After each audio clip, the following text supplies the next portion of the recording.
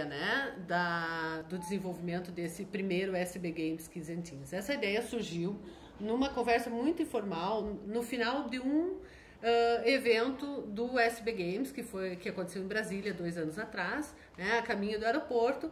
A gente começou a discutir, bom, existe uma questão muito séria entre essa relação jogo e educação, né? Como é que os pais estão vendo isso, como é que as escolas estão vendo isso, e a gente começou a pensar, né? Eu e a professora Soraya Mussi, que é uma das coordenadoras do SB Games, como é que a gente poderia pensar num evento que fosse para as crianças e para os adolescentes, né? Porque normalmente os eventos são acadêmicos, científicos. Então aí surge a ideia de desenvolver, né, ou começar a pensar no primeiro SB Games Kids and Teens. Então, que é um evento organizado por crianças e adolescentes, onde o nosso principal objetivo é ouvi-los, né? Ouvi-los em relação a essa perspectiva do jogo, como é que o jogo faz parte da vida deles, como é que é esse viver e conviver nos jogos, né? E como é que eles percebem todo esse movimento deles com o jogo, na relação com a família e com a escola. E aí, o que vocês têm para dizer para nós, o que querem dizer agora? Que é legal mostrar porque a gente gosta de jogar, porque a gente joga. É a maior parte dos eventos são para os adultos ou adolescentes de 14 para cima, ou 16 para cima. E o que a gente aprende jogando? Lógica, muitas vezes história.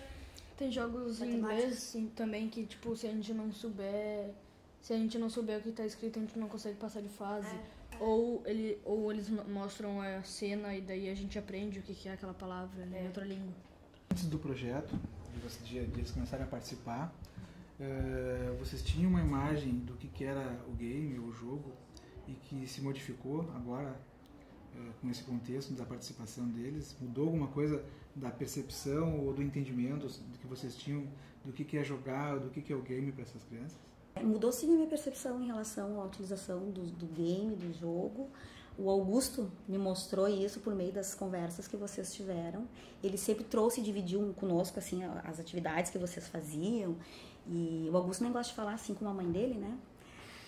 E aí, sim, sem dúvida, a minha percepção em relação ao game mudou, porque essa coisa assim de tá na hora, tem que parar de jogar, tem que estudar, Augusto. Quer dizer, será que ele não tá vendo ali também outras possibilidades de desenvolver algumas habilidades importantes para poder estudar dentro dessa atividade?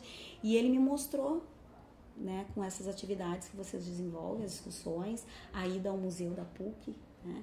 Então, assim, esse envolvimento também despertou neles esse outro olhar, não só dos pais, eu acho que neles também, porque até então, como não existe um estímulo externo de que por meio do jogo tu pode aprender, eles também não se dão conta disso. E aí quando tu te dá conta que tu pode usar também como uma ferramenta, eles também tiram melhores proveitos. Então vejo que não somente eu e o Raul, né, o pai do Augusto, identificamos e vemos o jogo, o game como algo diferente dentro desse processo de aprendizagem, como o Augusto, porque ele teve que nos mostrar isso e provou isso pra gente. E o que vocês imaginam que esse evento vai contribuir para vocês, esse evento que vocês estão organizando? Talvez os professores percebam que a gente pode ganhar uma aula diferente, mais legal pra gente aprender mais. Hoje mesmo tive uma reunião com um professor da escola, porque eles ficam só na frente do computador e não, né? Mas eu acho que eles podem também utilizar isso de uma forma positiva na escola também, né? E como é que é essa relação estudo e jogo? Dá pra aprender no jogo. É verdade, dá pra aprender. Mas em história, eu joguei um jogo que eu já virei, chamado Valiant Hearts, que é um jogo sobre a Primeira Guerra Mundial. Exemplo, quando a primeira bomba de gás foi usada, como que era... tipo, momentos históricos da Primeira Guerra Mundial. Em um jogo. E você já jogou? E os professores já jogaram isso contigo? Não. Porque muitas vezes os professores não têm essa meio que noção diferente de entender os jogos como a gente eles joga. acham que são violentos. São violentos. E deixam a criança violenta e eles preferem continuar tradicional. Tem vários jogos que tipo, interagem com a história, com a ciência e com... tipo, geografia, matemática e às vezes os jogos tornam as matérias mais fáceis. E vocês conseguem ver as coisas da escola dentro dos jogos? Sim. E os professores conseguem ver? Não, nem um pouquinho.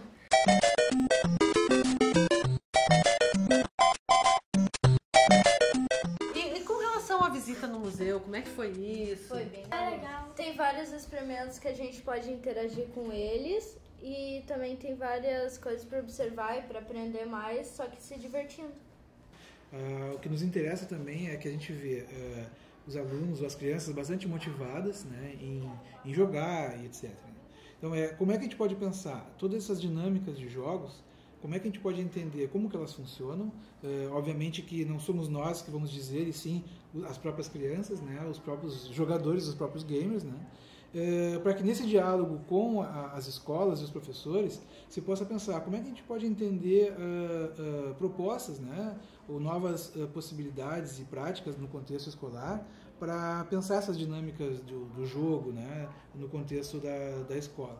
Enfim, a gente entender como que eles se apropriam dessas dinâmicas, né, de algum momento, e como é que essas dinâmicas podem fazer parte das práticas pedagógicas no contexto escolar, né? Eu acho que esse é o principal objetivo no contexto do polo da pesquisa, vamos dizer assim, que a gente está desenvolvendo dentro desse contexto do SB Games Kids and Teens.